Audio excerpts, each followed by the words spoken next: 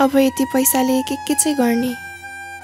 घरपेटीलाई तिर्ने कि भाइको फी तिर्ने कि घरपेटी फेरि पुरै पैसा दिएन भनेर कचकच गर्ने होला। एकचोटि बरु साहिल सरसँगै कुरा पो गर्ने हो कि? घरको समस्या भन्यो भने त कसो नदेलान्।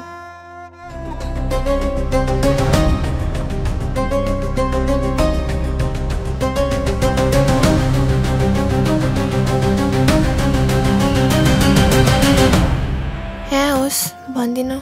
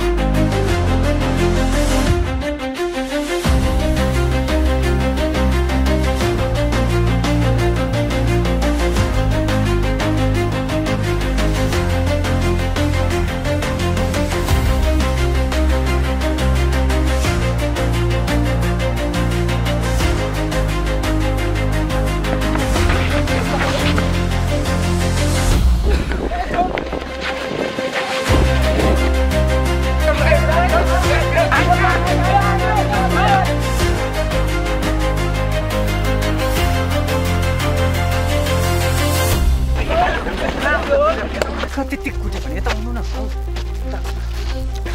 त्यसरी अरूलाई कुट्नुहुन्छ क्या? दिनुहोस् त अलि चोरेर भागेको त्यस्तोलाई नकुटी अरू कसले कुट्ने त? अब जसको हो त्यसले कुटिहाल्छ। ल न बस्नुहोस्। बिचरा कसको ब्याग होला? लानु तपाईँको ब्याग। चोरलाई चाहिँ कसले समातेको? दाइ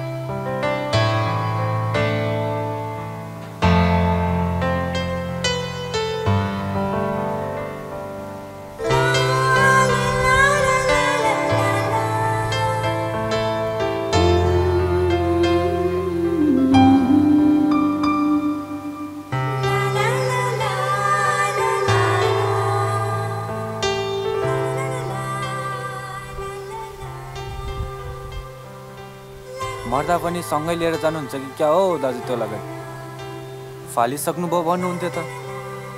अझै चुइगम ताजा छ त टाँसिरहनु भए रहेछ त।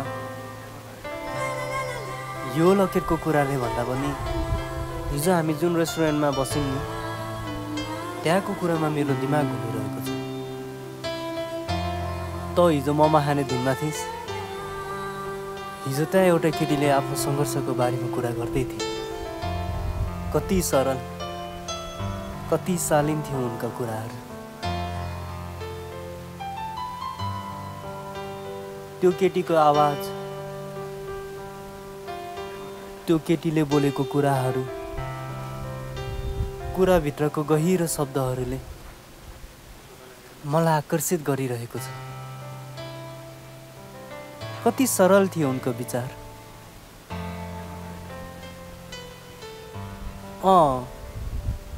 खै त्यो रुखलाई देखाउँदै के पनि भनिरहेको थिएँ।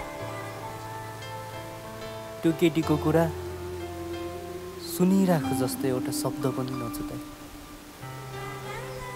मैले पनि मेरो जीवन साथीको रूपमा त्यस्तै भावना भएको व्यक्तिलाई परिकल्पना गरेको थिएँ। खै को थियो त्यो केटीसँग? त्यसले राम्रै सल्लाह लिएर गयो। हामीले पनि त्यस्तै राम्रो सल्लाह दिने कोही पाउनु नि, होइन आशिक?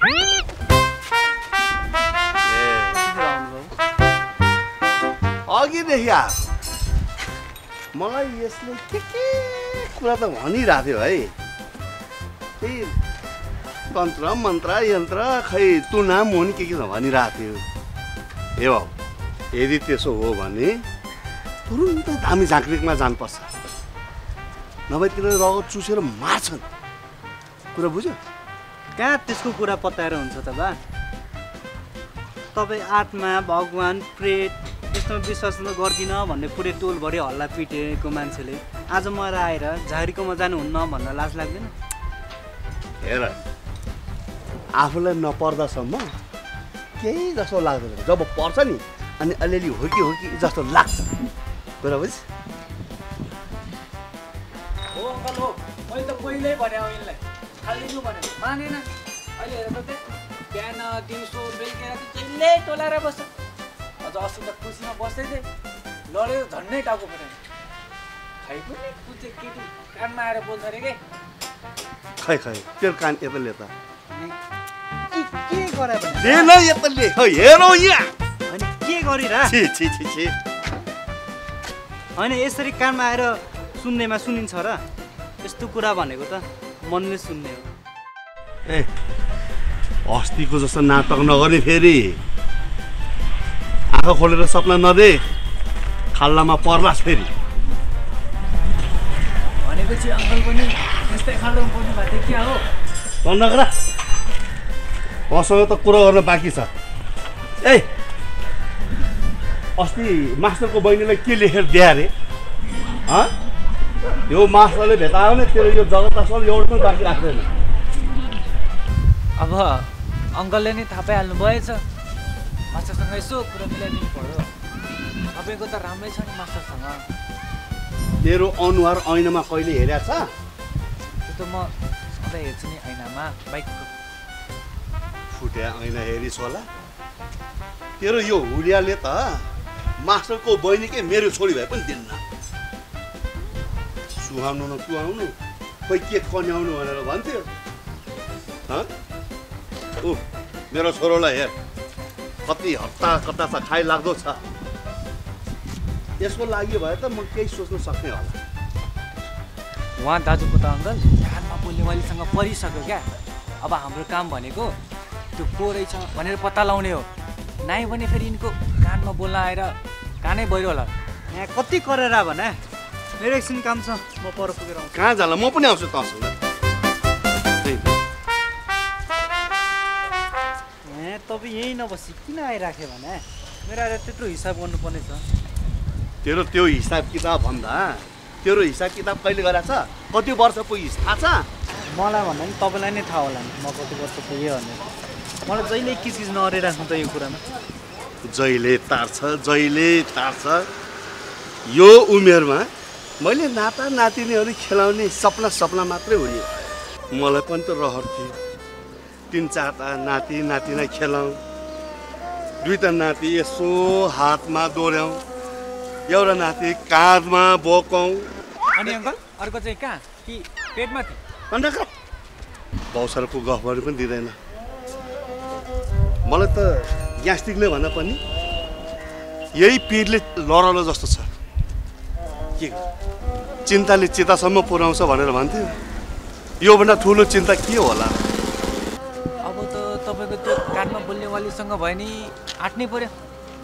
हेर्नु त अङ्कलले साह्रै दुखेसो पोके। म भएको भए त नि मास्टरको बहिनीसँग अहिले हात माग्न जान्थे। ल नाटक नहुनु सब नाटक भयो, नाटकै सही। तँलाई मात्र नाटक गर्न आउँछ, मलाई पनि नाटक गर्न आउँछ। अस्ति त मायाको बारेमा खुब मलाई यस्तो कस्तो भनेर नाटक गरेर देखाइस् अहिले तैँले भन्न मैले गरेको राम्रो नाटक छैन त कि कसो झन् अब दाजुको बिहे खान पाइयो भनेको नाटकै रहेछ अङ्कलको नि अनि कस्तो लाग्यो त नाटक धेरै नाटक नगरे नि बाउ फेरि बाघले बाख्रा खान आयो भन्ने गोठालाको जस्तो कथा होला राम्रो पनि छैन नराम्रो पनि छैन यति राम्रो नाटक गरे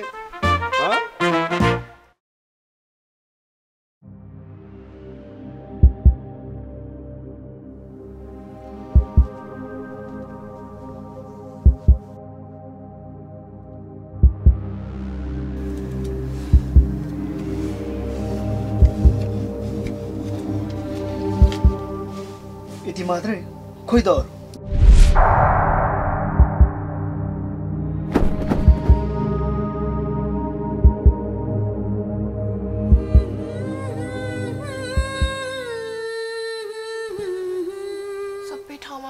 पुगाउँदा यति मात्रै बाँकी रह्यो घरपेटीमा बाँकी भएको म तलब अर्को तलब आएपछि दिन्छु नि हुन्न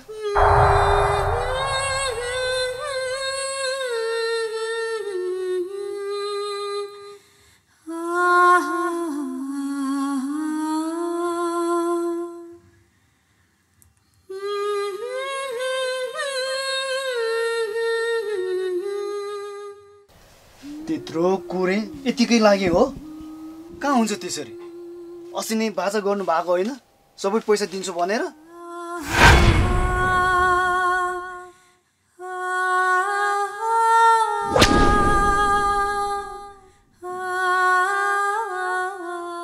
यतिको लागि आएको म खोइ त अर्को बाँकी पैसा तपाईँलाई त्यस्तै छ भने लिनुहोस् यो मेरो चाँदीको बाला हो यो राख्नुहोस्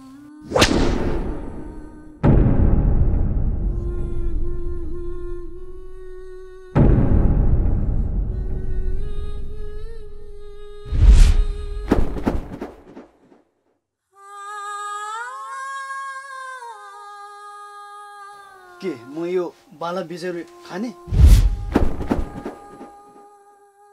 बाला बेचेर खानु पर्ने मान्छे जस्तो लाग्छ ल लिऊ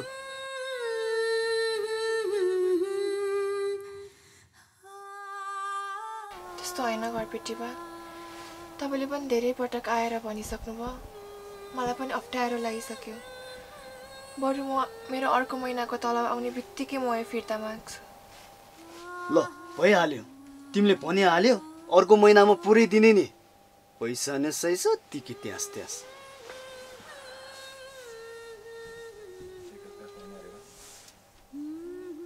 छोरी साह्रै दुःख पाइस् है तैँले के गर्नु बा म पनि रोगी भएँ पहिला जस्तो खट्न सक्दिनँ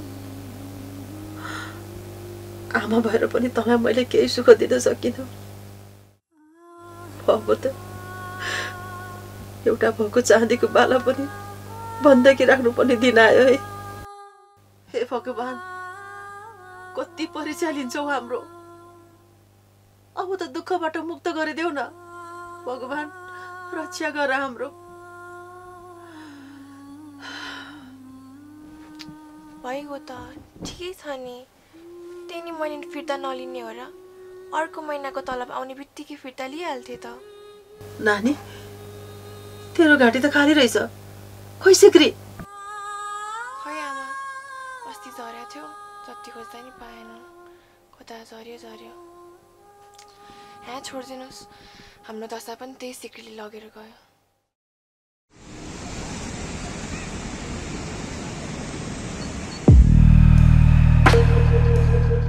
तिमीलाई पो भन्न सजिलो छ त केटी मान्छेहरूलाई कति गाह्रो हुन्छ थाहा छ केटाहरूलाई जस्तो पुत्त ए म जान्छु ल भनेर निस्के जस्तो सजिलो हुन्छ र भने अनि त्यो गाँजाले गर्दा घरमा कत्रो महाभारत भयो थाहा छ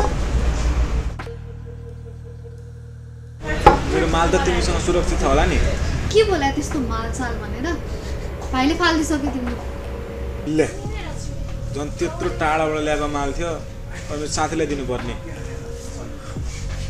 त्यस्तो गाँजा खाने साथी छ तिम्रो कतै तिमी त खाँदैनौ नि के भन्छौ तिमी गाँजा खाने मान्छे जस्तो देख्यो मलाई झन् तिमीसँग सँगै जीवन बिताएर धेरै पैसा कमाउनु सोचिरहेको छु तिमी भने मलाई के सोध्छौ होला खुब त्यत्रो कल गर्दा पनि किन आएको त तिमीलाई जस्तो मलाई पनि त गाह्रो छ नि कहाँ कता बिजी हुन्छु आफ्नो काममा सधैँ तिमी चाहिँ यहाँनिर भेट्न आएनौ भनेर रिसाउँछौ तिमी मलाई पनि त भेट्न मन लाग्छ नि तिमीलाई मलाई भेट्न मन नलाग्ने हो र नि मन मात्र भएर हुन्छ त भेट्न पनि आउनु पर्यो नि भेट्न आउँदा पनि मुख छोपेर आउँछ अनि त्यसपछि धन्न अरूले कसैले देखेन न त तिम्रो हालत के हुन्थ्यो त्यो साला उठ त्योसँग त हिसाब किताब अझै गर्न बाँकी नै छ त्यसलाई त म मेरो खुट्टा ढोकाउँछु सालालाई खुट्टा अब सकिसकेको कुरालाई किन निकाल्छौ फेरि देखेन कत्रो छ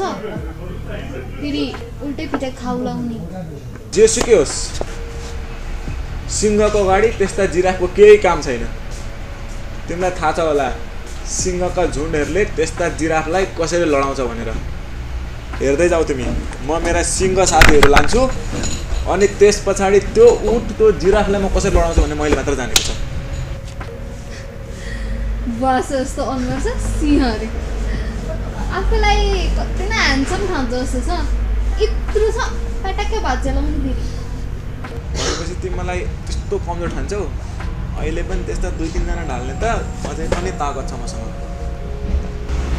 देखिहालेँ नि मैले अस्ति कतिजना ढालेको थियो भनेर त्यो उठ त अलिकति अल्गो भएर मात्रै हो त्यसलाई हेर्दा हेर्दै मेरो घाँटी देखेको थियो नत्र त्यसलाई कसरी तल लगाउने मलाई मजाले थाहा थियो ल धेरै फ्री नल तिम्रो हावा गफ सुन्न आएको होइन मसँग टाइम छैन घरमा आमा पनि बिरामी हुनुहुन्छ जानुपर्छ आमालाई हेर्नलाई मेरो यत्रो बायो पङ्गे घोडा आउँदा आउँदै तिमी किन टेन्सन लिन्छौ म तिमीलाई पुर्याइदिइहाल्छु नि के टेन्सन आफ्नो घरमा कत्रो टेन्सन छ तिमी भने चाहिँ यहाँ नचाहिने कुरा गरेर जिस्केरै बस कहिले काहीँ त घरमा म बोझै भइसक्यो जस्तो लाग्छ जहिले निशा मात्रै राम्रो जहिले निशा मात्रै ठिक म त जहिले नराम्रो म त कस्तो दिक्कै हुन आँटिसक्यो हौ जहिले निशासँग मात्रै कम्पेरिजन मलाई पनि त कहिले काहीँ मेरो बारेमा राम्रो सुन्न मन लाग्छ होला नि तर घरमा त नलागेकै होस् भनेर फिल गराउँछ तिम्रो कुरा सुन्दा त मलाई पहिलेदेखि नै त्यस्तो लाग्थ्यो त्यो तिम्रो दिदी निशालाई चाहिँ जहाँ गए पनि फ्रिडम जे गर्न पनि दिने अनि तिमीलाई चाहिँ त्यहाँ तल पसल जानु पर्दा पनि सोध्नु पर्ने कुचुर कुचुर कुचुर जे गर्न पनि सोध्नु पर्ने ठुक्क जिन्दगी अनि घरमा सानो नै मै छु त अनि मलाई नभने कसलाई भन्नुहुन्छ त अनि त्यो भाइ त सानै छ त्यसको उमेर नै भएको छैन अनि त्यसलाई भनेर के फाइदा अनि फेरि त्यो आमा गाजाको कुरा लिएर मलाई यति किचकिच गरिसक्नु भयो कि काम गरेन अरे उसलाई हेल्प गरेन रे रिसेर आउँछ मलाई त घरको केही टेन्सन नै छैन जस्तो गर्नुहुन्छ हो मलाई पनि त काम गर्न मन छ मलाई पनि त हेल्प गर्न मन छ तर मलाई त के मतलबै छैन जस्तो गर्नुहुन्छ तिमी छ नि उषा तिमी पनि अब अलिकति आगो हुनु पऱ्यो क्या आगो हुन्छ नि भित्रैबाट आगो ल्याउनु पऱ्यो त्यसरी न्याउरी उषा जस्तै लुरुक्क परेर सुन्ने मात्रै होइन क्या त्यसरी सुन्ने मात्रै भइराख्यो भने त तिमीलाई तिम्रो परिवारले कुन्दै यो हाम्रो छोरी नै होइन त्यसलाई सडकबाट कहाँबाट टुपुक्क टिपेर ल्याएको एउटा आवारा भन्दैछ बरु काम नै गर्छौ भने म खोजिदिन्छु तिमीलाई काम छ मसँग गर्छौ त टन्न पैसा कमाउने काम गरेर त्यो गरेपछि त कहाँ गएको किन गएको कसैलाई भनिराख्नै पर्दैन पैसा बोल्छ भनेर भनिरहेको छु मजाले काम गर्छु काम तिमी मसँग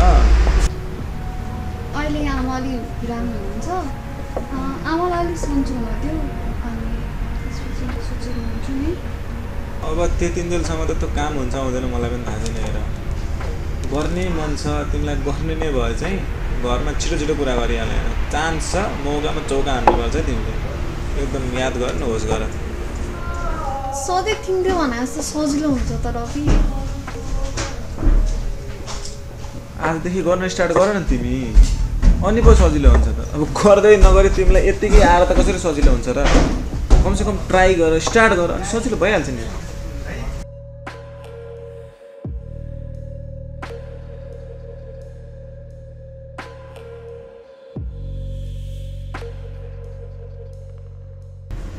ओए के सोचेर कट्ने